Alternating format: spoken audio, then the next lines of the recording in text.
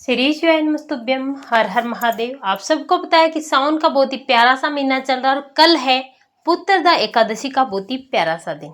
आज की वीडियो में हम आपको 3 ऐसे महाउपाय बताने वाले हैं जो पूज्य गुरु जी ने अपनी अभिकिसी महापुराण की कथा में बताए हैं। ये तीनों उपाय आपकी अलग अलग मनोकामना की पूर्ति के लिए सिद्ध होंगे। सावन मास की एकादशी बहुत ही विशेष और महत्वपूर्ण है। ये एकादशी कोई साधारण एकादशी नहीं है। मात्र इस दिन आपको एक छोटा सा उपाय करना है जिससे आपकी सारी मनोकामनाएं पूरी होंगी। ऐसी मनोकामना जो काफी समय से अधूरी पड़ी है, पूरी हो ही नहीं पा रही है, तो आपको आज की वीडियो का ये पहला उपाय करना है जिससे आपकी हर मनोकामना की पूर्ति होगी। अगर आपके जीवन में बहुत सारी परेशानियां आ रही है, परेशानियां आपका पीछा ही नहीं छोड़ पा रही है, किसी भी प्रकार का दोष है, आपके घर में धन नहीं आ पा रहा है, आपका व्यापार और कारोबार नहीं चल पा रहा है, तो आज की ये वीडियो आपके लिए। अगर आपके घर में बीमारियां बहुत ज्यादा है, कर्ज बढ़ता जा रहा है, आप जो भी काम करते हैं उसमें आपको सफलता नहीं मिल पा रही है, तो आपको इस एकादशी पर चूकना नहीं है। आज का ये विशेष सा उपाय जरूर करना है।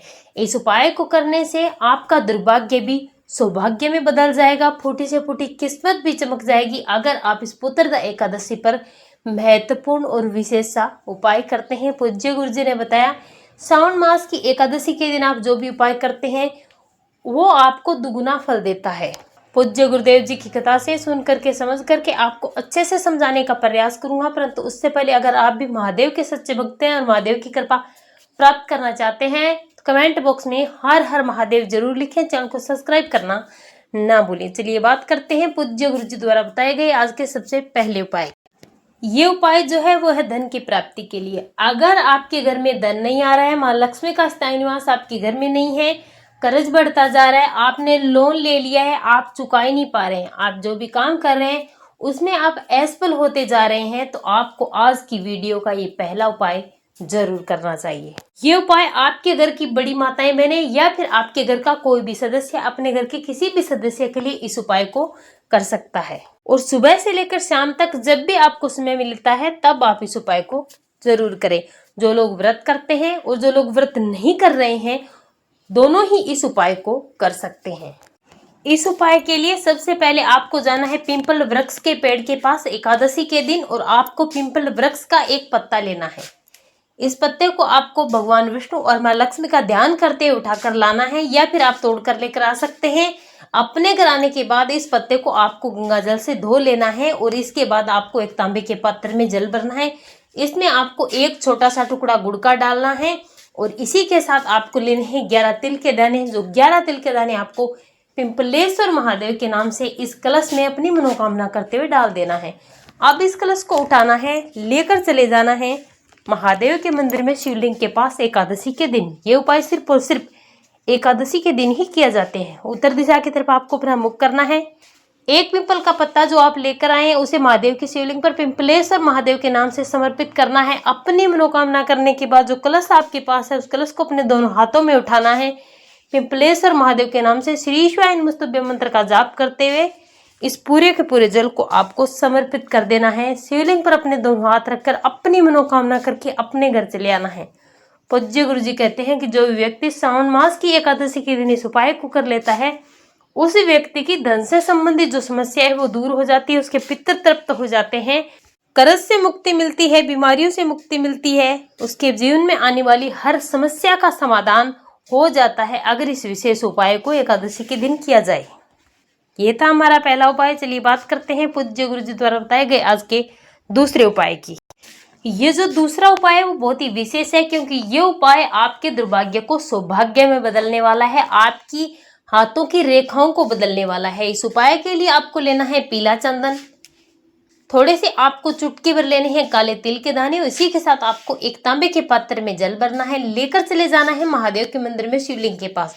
सबसे पहले पीले चंदन का आपको पेस्ट बना लेना है। पेस्ट बना करके महादेव की शिवलिंग की पिंडी पर आपको इस पीले चंदन से लेपन करना है। लेपन करते इसमें आपको महादेव से प्रार्थना करनी है कि मेरी फूटी से फूटी किस्मत भी चमक जाए, मेरा दुर्भाग्य सौभाग्य में बदल जाए। इस प्रकार से आपको अपनी मनोकामना करनी है। मनोकामना करते हुए महादेव की शिवलिंग पर पीले चंदन का लेपन करने के बाद आपके पास जो एक कलश है और चुटकी भर काला तिल है उस काले तिल को इस कलश में अपनी मनोकामना करते हुए डालने के बाद इस कलश को उठाना है। महादेव की शिवलिंग पर श्री शिवाय नमस्तुभ्यं मंत्र का जाप करते हुए पूरा का पूरा जल आपको समर्पित कर देना है। पूज्य गुरु जी कहते हैं कि जब आप अपने दोनों हाथों से महादेव की पिंडी पर लेपन करते हैं या उन्हें स्नान कराते हैं, उस समय महादेव की कृपा से आपके जो ये स्पर्श होते हैं हाथ महादेव की पिंडी से, उसमें आपकी रेखाएं बदल जाती है। जो बुराई है आपके जीवन में, जो दुर्भाग्य बना हुआ है, वो सौभाग्य में बदल जाता है। सारी समस्याएं आपके जीवन से दूर हो जाती है और महादेव की कृपा से आपके जीवन में सब कुछ अच्छा होने लगता है। ये था हमारा दूसरा उपाय। चलिए बात करते हैं आज के तीसरे उपाय की। सावन महीने के अंतिम दिन चल रहे हैं और सावन महीने की है अंतिम एकादशी। इस दिन आपको ये सौदा वाला 2 लोटे जल का उपाय जरूर करना चाहिए।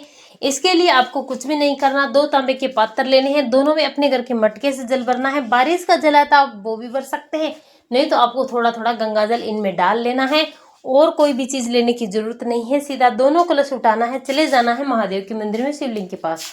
अब आपको दोनों लोटे जो जल है वो एक साथ चढ़ाना है, लेकिन चढ़ाने का क्रम आपको ध्यान से समझना है।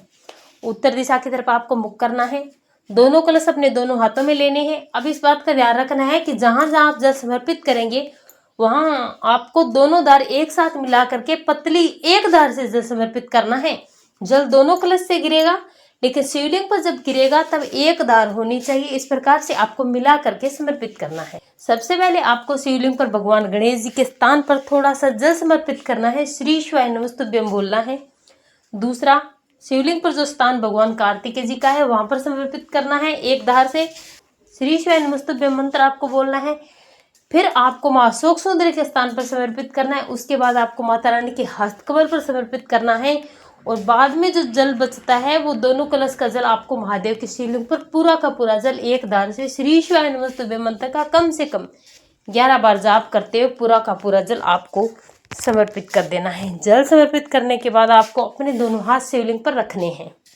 रख करके आपको अपनी मनोकामना करनी है। अब आपको शिवलिंग के सामने आपको जाकर के खड़ा हो जाना है, 3 ताली बजानी है और 3 बार आपको सौदा सौदा सौदा बोलना है। पहली ताली बजाएंगे, सौदा शब्द बोलेंगे, फिर दूसरी ताली बजाएंगे, फिर सौदा शब्द बोलेंगे और फिर तीसरी बार आप ताली बजाएंगे और उसके बाद आपको सौदा शब्द बोलना है। पूज्य गुरु जी कहते हैं कि सावन मास की एकादशी के दिन जो भी व्यक्ति 2 कलश जल के साथ ये सौदा वाला उपाय करता है, शिवलिंग के सामने खड़े होकर 3 ताली बजाकर अगर 3 बार सौदा बोल देता है, महादेव उसके जीवन की सारी परेशानियों को दूर करते हैं। उसके जीवन में कभी परेशानियां नहीं आती। बीमारियां हैं, मनोकामना पूरी नहीं हो पा रही है, बहुत सारे अपने उपाय कर लिए, जीवन में कष्ट आते जा रहे हैं, कोई रास्ता दिखाई नहीं देता, खर्च बढ़ता जा रहा है, आपकी आमदनी बिल्कुल 0 है, तो आपको सावन मास की एकादशी के दिन इस उपाय को जरूर करना चाहिए। बहुत ही महत्वपूर्ण विशेष उपाय है।